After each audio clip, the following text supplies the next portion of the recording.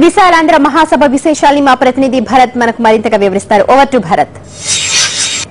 సుమతి, ఒకవైపు తెలంగాణ నేతల రాజీనామాల పరంపర కొనసాగుతున్న సమయంలోనే ఢిల్లీలోని కాన్స్టిట్యూషన్ క్లబ్ లో విశాలాంధ్ర మహాసభ ముఖ్యంగా ఇక్కడ ఉన్న ఎమినెంట్ జర్నలిస్టులు గాని మిగతా ఎవరైతే మేధావులు ఉన్నారో వాళ్ళందరికీ కళ్ళకు కట్టినట్లు తెలంగాణ వెనుకబడలేదు, గణాంకాలతో సహా తాము నిరూపించే ప్రయత్నంలో ఉన్నామన్న భాగంగా ఇక్కడ ఎగ్జిబిషన్ అదేవిధంగా మీడియా వర్క్ షాప్ ఏర్పాటు చేసింది. ఇక్కడ ఎగ్జిబిషన్ కూడా మనం చూడొచ్చు. చాలా వరకు తెలంగాణ ఉద్యమకారుల విధ్వంసాల వల్ల ఎటువంటి నష్టం జరిగింది, అదేవిధంగా తెలంగాణ నేతలు రెచ్చగొట్టే ధోరణి వల్ల ఎటువంటి ఇబ్బందులు పాలైందన్న విషయాలన్నింటినీ ఎగ్జిబిషన్ లో వివరిస్తున్నారు. అదే సమయంలో దీనికి సంబంధించి ఇవాళ కుల్దీప్ నాయర్ అదేవిధంగా సంజయ్ బారు వీళ్ళిద్దరు కూడా ఎగ్జిబిషన్ కు వచ్చేసి వాళ్ళు తిలకించి అదేవిధంగా ప్రత్యేక రాష్ట్రాన్ని కనుక ఇప్పుడున్న పరిస్థితుల్లో ఇస్తే కనుక తేనె తుట్టుని కదిపినట్లేని వాళ్ళు అభిప్రాయపడ్డారు. కేంద్రం తెలంగాణ వాదుల ఒత్తిడికి తలొగ్గరాదని కూడా వాళ్ళు చెప్తున్నారు. కావలసితే ప్రాంతీయ మండలి కానీ లేక ప్రత్యేక ప్యాకేజ్ కానీ ప్రకటించాలి కానీ తెలంగాణకు మాత్రం ఎట్టి పరిస్థితుల్లో కేంద్రం అంగీకరించకూడదని వాళ్ళిద్దరు అభిప్రాయపడ్డారు. ప్రస్తుతం దీనికి సంబంధించి మరిన్ని వివరాలు అందించేందుకు మనతో పరకాల ప్రభాకర్ గారు ఉన్నారు. సార్, విశాలాంధ్ర మహాసభ ఈ రాజీనామాలను ఏ విధంగా చూస్తుంది? దాదాపు 100 మందికి పైగా రాజీనామా చేశారు. వీళ్ళంతా ప్రజల ఆకాంక్షలకు అనుగుణంగా రాజీనామా చేశారా లేక మళ్ళీ డ్రామాలు ఆడేందుకు రాజీనామా చేశారని మీరు భావిస్తున్నారు? ఈ రాజీనామాల పర్వం అయితే చాలా అవాంఛనీయమైనటువంటిది, చేయకూడదు. ఎందుకంటే ప్రజలు మీ మీద ఒక బాధ్యత పెట్టారు, వారి గురించి చట్టాలు చేయమన్నారు, వారి గురించి శాసనసభలోను లోక్సభలోను రాజ్యసభలోను వారి గురించి మాట్లాడమన్నారు. అక్కడ జరుగుతున్నటువంటి అభివృద్ధిని మరింత వేగవంతం చేయడానికి ఒక బాధ్యత ఇచ్చారు. అంతేగాని రాజీనామాలు చేసి ఇక్కడి నుంచి పారిపోయి మీరు అది చేస్తే ఇది చేస్తే అనేటువంటిది చెయ్యదగినటువంటి పని కాదు. చాలా బాధ్యతలైనటువంటి వారు, చాలా ఒత్తిడి తేవడానికి రాజీనామా చేశామని అంటున్నారు. ఒత్తిడి తీయడానికి రాజీనామా చేయాల్సిన అవసరం లేదు. ఒత్తిడి తీసుకురావడానికి మీరు సమావేశమైనప్పుడు సభలో మీరు మాట్లాడండి, మీరు తర్కబద్ధమైనటువంటి వాదనని సభ ముందు పెట్టండి, ప్రభుత్వం ముందు పెట్టండి, ప్రజల ముందు పెట్టండి. మీరు చెప్తున్నటువంటి తర్కం తెలంగాణ ప్రత్యేక రాష్ట్రంగా అవతరించడానికి కావాల్సినటువంటి పరిస్థితులు ఇవి ఉన్నాయి, వెనకబడింది, దోపిడీకి గురైంది, లేకపోతే విచక్షణకు గురైంది అనేటువంటి మీరు చెప్తున్నటువంటి మాటల్లో ఎక్కడా కూడా వాస్తవం లేదు. మీరు చెప్తున్నటువంటి ఈ వాదనలన్నీ కూడా అసత్యాల పునాదిగా ఉంది అని అంటున్నారు. రాజీనామాలకు ఇన్స్పిరేషన్ సీమాంధ్ర నేతలు డిసెంబర్ 9 ప్రకటన వచ్చిన తెల్లారే రాజీనామాలు చేసి రాష్ట్రాన్ని అడ్డుకున్నారు. కనీసం 24 గంటలు కూడా ఆనందాన్ని ఉండనివ్వలేదు. వాళ్ళు రాజీనామాలు చేసినప్పుడు మేము రాజీనామా చేసి తప్పేంటని ప్రశ్నిస్తున్నారు. ఇది సీమాంధ్ర నేతలు చేసినటువంటి రాజీనామా మంచిది కాదు, మీరు చేసినటువంటి రాజీనామా మంచిది కాదు. మీరు రాజ్యాంగ ప్రక్రియ ప్రకారం వారు కొన్ని బాధ్యతలు నిర్వర్తించడానికి ఎన్నికైనటువంటి వారు. నేను దాంట్లో పెట్టలేదు మీరు చేస్తే మంచిది వారు చేస్తే మంచిది కాదు సీమాంధ్ర అనే విషయం కాదు. నేను ఒకటే మాట చెప్తున్నాను, మేమందరూ విశాలాంధ్ర మహాసభ నుంచి మేము చెప్పేది ఏంటంటే ఇవాళ జరుగుతున్నటువంటి ఈ వాదన అర్ధరహితమైనటువంటి వాదన. గణాంకాలతో సహా మేము ఈ ప్రదర్శనలో మీకు పూర్తిగా చాలా స్పష్టంగా చెప్పాం. ఎక్కడ మీరు చెప్తున్నటువంటి వెనుకబాటుతనం కానీ, మీరు చెప్తున్నటువంటి విచక్షణ కానీ, మీరు చెప్తున్నటువంటి దోపిడీ కానీ ఎక్కడితో చూపించండి. లేదు. ఇంకొకటి, అన్ని రకాలుగాను మేము విడిపోవాలి అని అంటున్నారు. అది సరైనటువంటి వాదన కాదు. మనం కలిసి ఉండాలి అనేటటువంటి మాట మేము చెప్తున్నాం. కలిసి ఉండడానికి కావలసినటువంటి పరిస్థితులు ఉన్నాయి, పరిస్థితులు సృష్టించుకోవాలి, మరింత పుష్టి చేయాలి వాటిని. అలాగే దేశం మొత్తం మీద మనం ఆలోచించాల్సినటువంటి అవసరం ఉంది అనేటువంటి మాట కూడా మేము చెప్తున్నాం. ఈ ఎగ్జిబిషన్ మీద ఇంకొన్ని ఆరోపణలు చేస్తున్నారు. కరెక్ట్ గా ఇదే సమయంలో రాజీనామాలు చేసిన సమయంలోనే ఎక్కడ కేంద్రం గాని కాంగ్రెస్ పార్టీ గాని ఎక్కడ తెలంగాణ ఇచ్చేస్తుందన్న భయంతో వారు దాన్ని వ్యతిరేకించేందుకు ఈ ఎగ్జిబిషన్ ఇదే సమయంలో ఏర్పాటు చేశారని ఆరోపణలు కూడా వస్తున్నాయి. వాళ్ళ కొంతమంది వచ్చి అడ్డుకునే ప్రయత్నం కూడా చేశారు. మేము ఈ ప్రదర్శన చేద్దామని 3 నెలల క్రితం తలపెట్టాము. దానికి కావలసినటువంటి అన్ని రకాలైనటువంటి తయారీ మేము చేసుకున్నాము. వీళ్ళు రాజీనామా చేద్దాం నిన్న మొన్న అనుకున్నాం, కానీ మేము ఇది చేద్దామని చాలా ముందే అనుకున్నాం. ఇంకొకటి, మేము ఈ ప్రక్రియ తెలంగాణను విభజించాలి అనేటటువంటి ఆలోచన మానుకోవాలి అని చాలా స్పష్టంగా మొట్టమొదటి నుంచి చెప్తూ వచ్చాయి. ఇవాళ కొత్తగా ఏదో జరిగిపోతుందని కంగారు పడి రాలేదు. ఇది మేము ఎప్పుడూ చెప్తున్నాం, ఇప్పుడు చెప్తాం, ముందు కూడా చెప్తాం. ఇప్పుడు కేంద్ర ప్రభుత్వం ఏ విధంగా వ్యవహరించాలంటారు? అదేవిధంగా స్పీకర్ ఏ విధంగా వ్యవహరించాలి? అసెంబ్లీ స్పీకర్ కానీ లోక్సభ స్పీకర్ కానీ వీళ్ళు రాజీనామాలు యాక్సెప్ట్ చేయాలా, లేకపోతే కేంద్ర ప్రభుత్వం ఇప్పుడున్న పరిస్థితుల్లో జోక్యం చేసుకుని రాష్ట్రపతి పాలన విధించాలా? మీ డిమాండ్ ఏంటి విశాలాంధ్ర మహాసభ? మేము రాజకీయ పరమైనటువంటి డిమాండ్ రాష్ట్రపతి ఏం చేయాలి, ప్రభుత్వం ఏం చేయాలి, స్పీకర్ ఏం చేయాలి అనే విషయాలను జోలికి మేము పోతలుచుకోలేదు.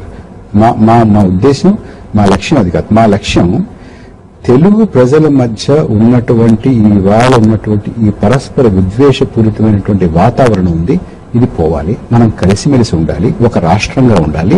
వీళ్ళ రాజీనామాలు ఉపసంహరించేది ఈ సందిగ్ధ పరిస్థితి ఎలా తొలగిపోతుందంటారు? రాజీనామాలు ఉపసంహరించుకుంటారని మేము అనుకుంటున్నాం. అటుగాని ఇటుగాని ఎవరైనా కూడా హామీ వస్తే తప్ప విరమించుకోమంటున్నారు.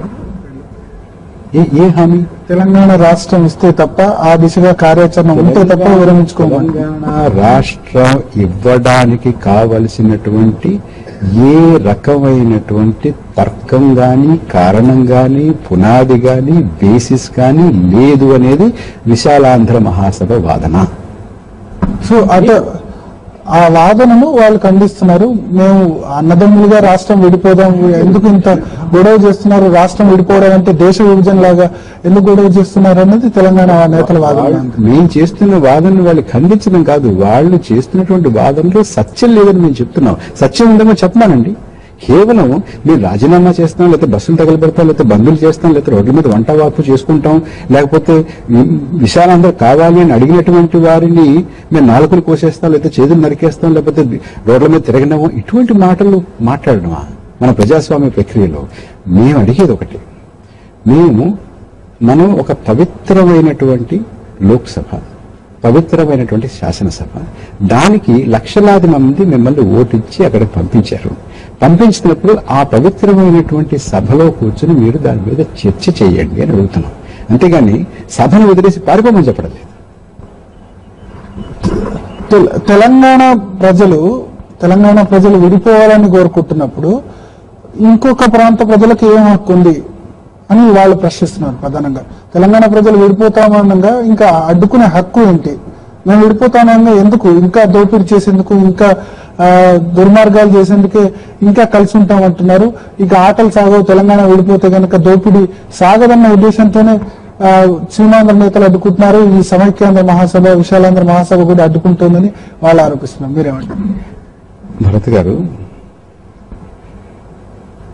ఇది తెలంగాణలో ఉన్నటువంటి అందరూ తెలంగాణ ప్రత్యేక రాష్ట్రంగా కావాలి అని అంటున్నారనేటువంటిది ఒక భ్రాంతిని కలిగిస్తున్నారు.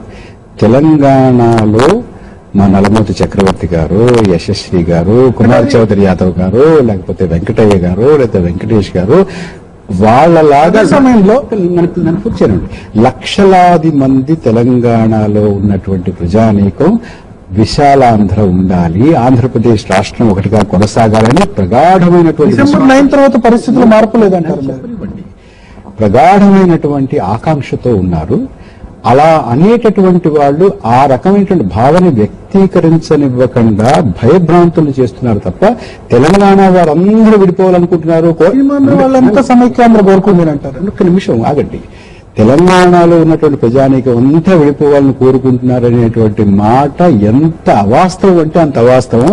ఇవాళ మేము ఇక్కడ నిరూపించాము. ఇక్కడ ఈ హాల్లో తెలంగాణ నుంచి ఉన్నటువంటి మన నర్రా మాధవరావు గారి వాడు ఇక్కడికి వచ్చి మాట్లాడారు. రేపు సంజీవ్ రెడ్డి గారు వచ్చి మాట్లాడుతున్నారు. ఇక్కడ సీమాంధ్ర నేతలు కూడా సమైక్యాంధ్ర కోరుకుంటున్నారు. సీమాంధ్ర ప్రజలు కూడా రాష్ట్రాన్ని సమైక్యాంధ్రను కోరుకోవటం లేదు, జయాంధ్ర అంటున్నారని వాళ్ళు అంటున్నారు.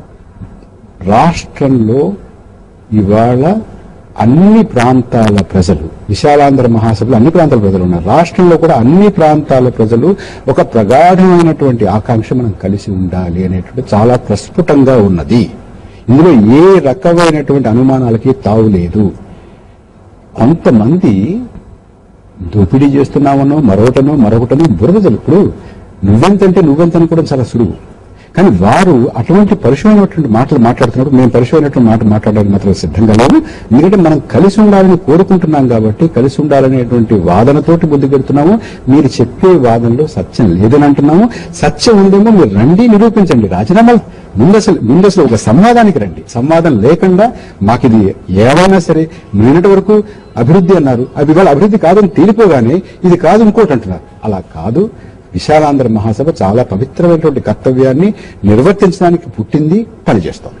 సో విశాలాంధ్ర మహాసభ తెలంగాణ ప్రజాప్రతినిధుల రాజీనామాను పూర్తిగా తప్పుపడుతుంది. ఏదైనా ఉంటే అసెంబ్లీలో చర్చించాలి, లేకపోతే పార్లమెంట్ లో చర్చించాలి, కానీ రాజీనామాలు మార్గం కాదంటుంది. అదే సమయంలో సీమాంధ్ర ప్రజాప్రతినిధులు డిసెంబర్ 10వ తేదీన చేసిన రాజీనామాను కూడా తాము తప్పుపడుతున్నట్టు చెప్తున్నారు. అదేవిధంగా మెజారిటీ ప్రజలు, రాష్ట్రంలోని అన్ని ప్రాంతాల ప్రజలు కూడా సమైక్యాంధ్రనే కోరుకుంటున్నారని పరకాల ప్రభాకర్ చెప్తున్నారు.